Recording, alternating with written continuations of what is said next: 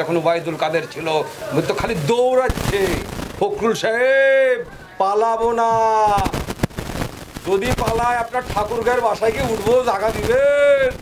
কত অহংকারী কথা ছিল এই কাদের সাহেবের। বিসমিল্লাহির রহমানির রহিম। আমি বলতে চাচ্ছি, এই ফ্যাসিস্ট খুনি হাসিনার যে ফাঁসির রায় দিয়েছে যে আদালত, সে আদালতকে ধন্যবাদ জানাই এবং দেশের আপামর জনসাধারণ তাতে খুব আনন্দিত এবং খুশি, এতে খুব সন্তুষ্ট। কারণ এই ফ্যাসিস্ট খুনি হাসিনার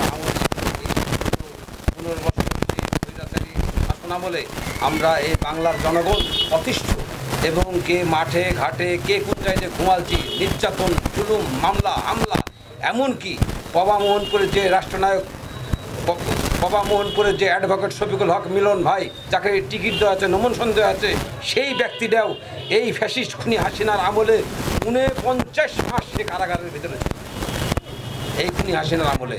এবং অ্যাডভোকেট শফিকুল হক মিলন এবং এত নির্যাতিত, এবং তার যে অনুসারী, আমরা বিএনপির যত অনুসারী আছি, খালি পবামোহনপুর নয়, সারা বাংলাদেশের প্রতিটা বিএনপি পরিবার যেভাবে নির্যাতিত হয়েছে সেটা বলার মতন ভাষা আমার নাই। আচ্ছা, আপনাদের হচ্ছে যে আওয়ামী লীগের সভাপতি ওবায়দুল কাদের, ওই তো পলাতক, বিভিন্ন জায়গা থেকে বিভিন্ন কথা বলতে, এ সম্পর্কে আমাদের জনগণের মাঝে কি বলতে চাচ্ছেন আপনি? যেমন ওবায়দুল কাদের এর আগে বলতো যেমন ক্ষমতায় থাকা অবস্থায় যখন মসনদে ছিল, ক্ষমতার মসনদে যখন ওবায়দুল কাদের ছিল, বলতো খালি দৌড়াচ্ছে, ফখরুল সাহেব পালাবো না, যদি পালায় আপনার ঠাকুরগাঁয়ের বাসায় গিয়ে উঠবো, জায়গা দিবেন।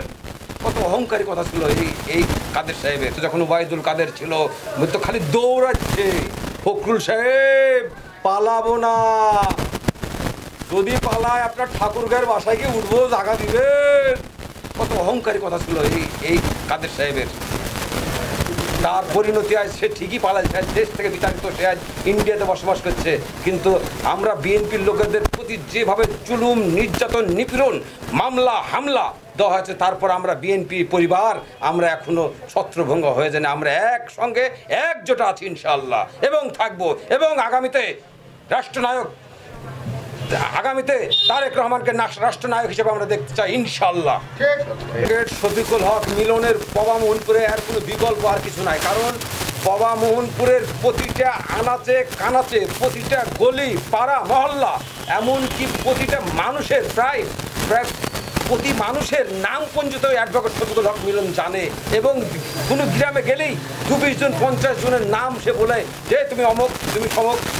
এবং আমরা এই পবাতে সুলতান আহমেদের নেতৃত্বে এই পবাটা যেভাবে সুলতান আহমেদ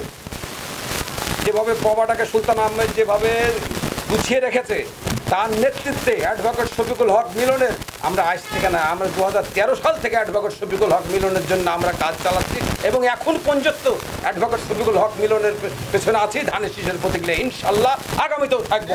এবং এমন একটা লোক দেখাতে পারবে না যে এই বরগাছি ইউনিয়নে কোনো বিএনপির লোক কোনো জায়গায় চাঁদাবাজি করেছে, ইনশাল্লাহ পারবে না। এবং বিএনপির লোক ভদ্র এবং ভালো, এখানে কোনো বিএনপি এই বরগাছি ইউনিয়নে বা পবাতে কখনো কোনো চাঁদাবাজি হয়নি। কেউ যদি বলে থাকে সেটা তার ব্যক্তিগত মত, সেটা আমাদের সাথে তাদের কোনো মিল নেই। আমরা পবামোহনপুরে আমরা খেটে খাওয়া মানুষ, আমি কোনো পদে নাই, খেটে খাওয়া মানুষ, আমরা মেহনতি গরিব দুঃখীর মানুষ। এবং জিয়াউর রহমানের দল করি, বিএনপি দল করি, ম্যাডাম খালেদা জিয়ার দল করি, তারেক রহমানের দল করি, বিএনপি করি। আমরা বিএনপি পরিবার, আমরা একজন সাধারণ মানুষ, আমরা ঠিক সেইভাবেই আমরা চলাফেরা করি আমরা। এবং সুলতান আহমেদের নেতৃত্বে আমরা একসঙ্গে একজোটে আমরা আছি।